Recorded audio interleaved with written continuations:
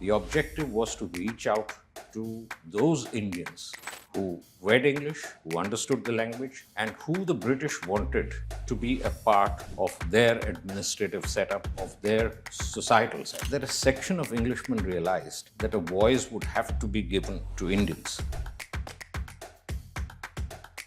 When India became independent in 47, the Statesman really ought to have been looked to utilize the opportunities that the government of a free India was prepared to give to the press. So for a newspaper at that point in time.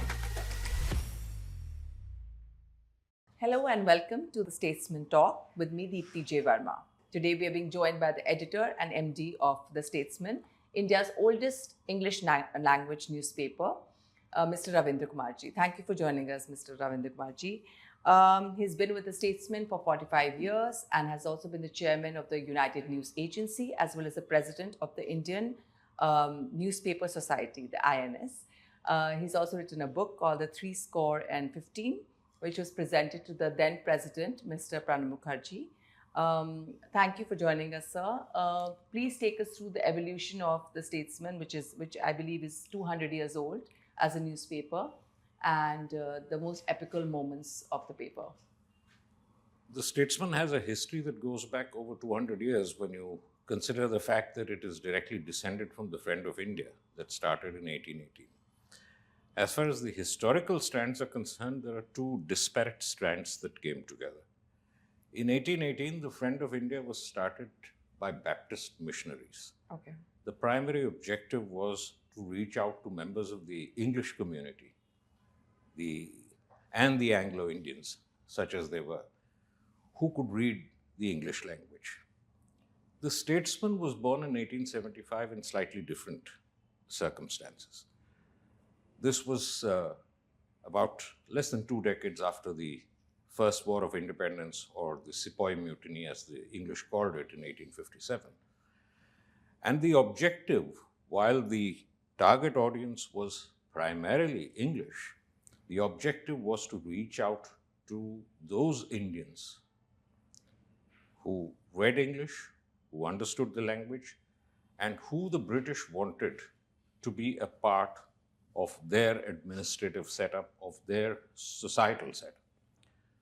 So these were the two disparate kind of strands, the two different objectives which led to the creation of these two newspapers. In 1875, they merged. Okay. And there was a third merger, which happened in 1920. There was a weekly newspaper called The Englishman, which could not sustain its operations, which was also merged with The Statesman. So in that respect, it is somewhat like the confluence of the three great rivers at Allahabad. The Englishman, the Friend of India, and the Statesman. And editorially, it was the British? Editorially, it was the British. The Statesman continued to be edited by an Englishman until 1967, 20 years after independence. How did that work for, as somebody, as a country that was fighting against imperialism? Right. What was the tone of the newspaper? You see, one of the consequences of 1857 was that a section of Englishmen realized that a voice would have to be given to Indians. In 1861, there was the famous Macaulay Minute, which suggested to the British government, to the English government, that English should be made the medium of instruction, and that as far as possible, Indians should be drafted to join the English in ruling over this country and to allow some space to Indians. So the Statesman was born in part because of that objective, to allow some voice to Indians. Just as the Congress was formed in 1885, India's oldest political party was also started by Englishmen in 1885. And there too, the objective was to give some voice, not self-rule, not freedom, but some role to Indians, so that the frustrations that had led to the mutiny of 1857 would not be repeated. Because the English were mortally scared of what had happened in 1857. They had never imagined that people would rise up and revolt against them. That was also the time when the British perfected their policy of divide and rule. So they started creating divisions within Indian society on the basis of religion, on the basis of caste. So using English as a language was also part of this plan? English as a language was definitely to a part of divide the this, Indian public. to divide the Indian public, to create an elite class of who would assist the English in ruling, leaving the vast majority out of the equation. And the paper was based out of Calcutta at the time. The paper started in Calcutta, which was then the capital of the country. It continued to be the capital, as you know, until the announcement in 1911 at the Great Darbar. The English announced that they would be switching from Calcutta to Delhi. And that decision was actually greeted by the Statesman in an editorial in words that proved to be prophetic. The Statesman then wrote that the English are going to the city of graveyards to be buried there. Because Delhi, which had been the site of so many capitals, was also the site of so many graveyards. And those words were prophetic because the English actually moved their administrative capital here in 1931, spending, by those standards, zillions of rupees. And within 16 years, they were out of the country. So they did come to the city of graveyards and did get themselves buried here. You know, the Statesman distinguished itself during the Bengal famine, especially when apparently the images that were used by the newspaper were the first time that gave a very stark picture of the imperialist rule. Do you think that was a seminal moment in the... That was a seminal moment. That was a seminal moment because remember that at the time of the Bengal famine in 42 and 43, World War II was on. And the British had promulgated what were called the Defense of India rules, which basically meant that such freedoms as were available were suspended for the duration of the war. So for a newspaper at that point in time to reveal what was essentially a man-made famine, it was not a natural famine. The Bengal famine occurred because food grain was shifted from the eastern states or the Bengal presidency to the border, the Burma front, where the Japanese were invading. And because the food grains were shifted there, there was a shortage in Bengal and in parts of Bihar, resulting in the famine that killed so many thousands of people. And because the Defense of India rules were in force, newspapers could not write about it. Even the Statesman took a very unusual or a unique approach. They decided under a fairly bland headline to carry a whole page of photographs of people dying on the streets of Calcutta. And you could make out, looking at the bodies of people, that they had been reduced to skeletons. You know, you could see the ribs poking out. And that caused a massive uproar, not just in India, but around the world. Around the world. And, you know, the British war effort by 1943 was substantially dependent on American support. And the then American president, Franklin Roosevelt, was supposed to have reacted with horror to those pictures because they were not used to seeing, you know, images of people actually dying on the streets. And it led to the appointment of a commission of inquiry, which fixed responsibility. Of course, by then it was too late. A lot of Indians had died. But yes, for the then editor, Ian Stephens, to take the decision to carry photographs. Those images.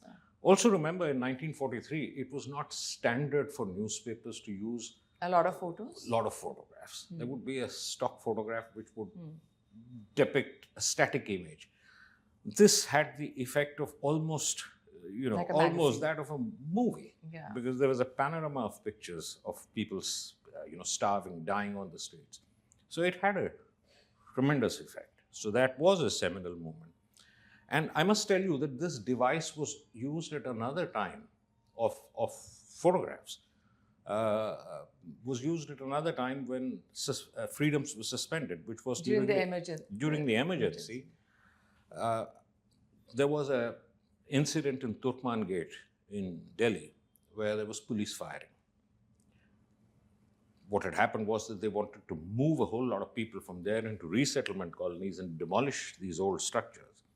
And because of resistance to that, there was police firing. And people in Delhi knew in hushed whispers that something dramatic had happened in Turkman Gate. But the newspapers were under censorship. So the Statesman carried an 8-column photograph of a deserted Turkman Gate. Anybody who knows about Turkman Gate knows that it's a bustling place. Not a soul could be seen. And the caption was, "Life is normal in Turkman Gate." Oh. So if you said life is normal in Turkman Gate and you submitted it to the censor with a small photograph, he would think that's that how it got passed. That's how it got passed. And that photograph was blown up across 8 columns with this caption, "Life is normal in Turkman Gate." Anybody who read it the next day knew exactly what the Statesman was trying to say. Well, so, having been so iconic in its coverage, in its voice, where do you think, in hindsight, what the paper could have done differently over the years? You see, in hindsight, I think the period of growth for newspapers. I must tell you one thing, that the Statesman was the first multi-edition newspaper in the world. When the Delhi edition started in 1931, in conjunction with the edition that existed in Calcutta, the Calcutta edition and its dark editions, we used to have what are called dark editions. They would be editions of the paper that were printed in advance. Yeah. The dark edition of the Calcutta Statesman used to reach Rangoon. And the dark edition of the Delhi Statesman would go as far as Peshawar on the frontier mail. So all the way from east to west. From Peshawar to Rangoon gave the Statesman what was then advertised as the largest geographical spread of any newspaper. So it had a huge footprint. So it saw the potential of, remember, in 1931, you did not have the means of communication that you have today. You did not have satellites. At best, you had very crude teleprinters. Yeah. To be able to produce a newspaper, which, of course, the two editions were, different, had different priorities, different audiences, but the edit pages were common. So the distribution was amazing. The distribution was amazing.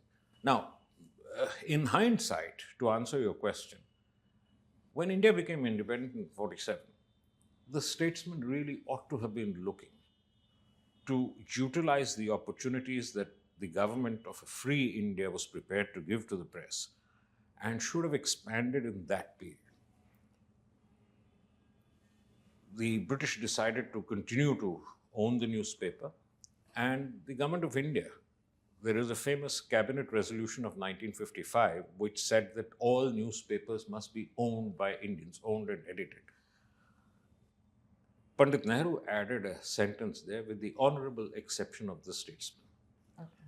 So the Congress regime was prepared to live with the Statesman being British-owned, even after independence. Now, because of that, the British stayed on. Why do you think that was? Because the Statesman was perceived as being wholly objective. Okay. And I think that is a trait which we hold very dear to our editorial ethos, which is to be objective. We have never sensationalized. We've always believed that understatement is better than exaggeration. These are the qualities which I think most people who read English, and Pandit Nehru, remember, he had his schooling and his university from England, so had a certain liberal mindset. So he was prepared to make exception, perhaps to establish his credentials as a liberal, that he was even prepared to allow an English-owned newspaper to run from India. But the British, put yourself in their shoes, the then British owners of the Statesman, from 1947 to 1967, unsure about how long the largesse of the state would extend to their ownership. So they did not use that period to expand. So they were conservative. They were very conservative. They said, we have these two editions, let's continue with them. The Delhi edition was always a kind of an elitist newspaper. I mean, the Hindustan Times was the mass market newspaper here. Whereas in Calcutta, of course, the Statesman was the dominant voice. But in Delhi, it was the elite who read the paper. Perhaps that was an opportunity that was missed, because by the time the British left in 1967, the entire atmospherics had changed, in the sense that there was a move by the government to become overly socialistic. If you remember, 1969, banks were nationalized. Insurance companies were nationalized in the late 1960s. Banks were nationalized. So therefore, there was this move towards extreme socialism as as I think a populist measure, No. basically to tell the ordinary people that we pay. So in that situation, post 67, although they left and they managed the handover to Indian hands, by then the bus had been The bus missed. had missed. And what do you think of print in the last 20 years? Do you think it is a dying medium? Do you think it still has relevance? You see, in terms of being a mass market medium, yes, I think it's a dying medium. But there will come a time, I have always believed that there will always be a time that people, when the sheer flood of voices which social media allows Yes. starts to overwhelm the audience, people will want back to to- come back to a credible stream. Because you don't know what you read on social media, how true it is, whether it is backed by Especially now evidence. with AI and deepfakes. That's and all, right. yeah. So you don't know exactly how much veracity those statements on social media have. So I think there will come a time. I just hope that that time comes before the print media finds itself so emasculated, so sustain bereft itself. of strength that it cannot. It collapses. Yeah. So, but I think there will be scope for credible news at all points in time. And as of now, I think the print medium Is is the most best reliable? placed to provide that. I'm not saying it's the most reliable today, but I think it is the best place to take up that role. To take up that role. Yes. Okay, and lastly, what do you think, in your view, is the most important quality of a journalist? Integrity, objectivity, being dispassionate, detached from what goes on around. You must play the role of. Have you read the Mahabharata? Yeah. The Mahabharata is basically a narration Yes. to a blind king. And the narrator, the king, is part of the battle in the sense that his sons are fighting on one side. Yeah. So the person who's narrating the story to him Sanjay, would be tempted to give a bias. to give a sugar-coated version that your sons are doing brilliantly, the other side is getting hammered. But he gives a dispassionate account of every aspect of the war, of the deceit practiced by either side. Yeah. That should be the role of a newspaper. You must be a raconteur, you must be an honest purveyor, you must not get swayed by the news. Thank you so much, sir. Thank you so much for joining us today and taking us through almost 100 years of Indian journalism. And it was such a pleasure to hear all these anecdotes and amazing facts and trivia. Thank you.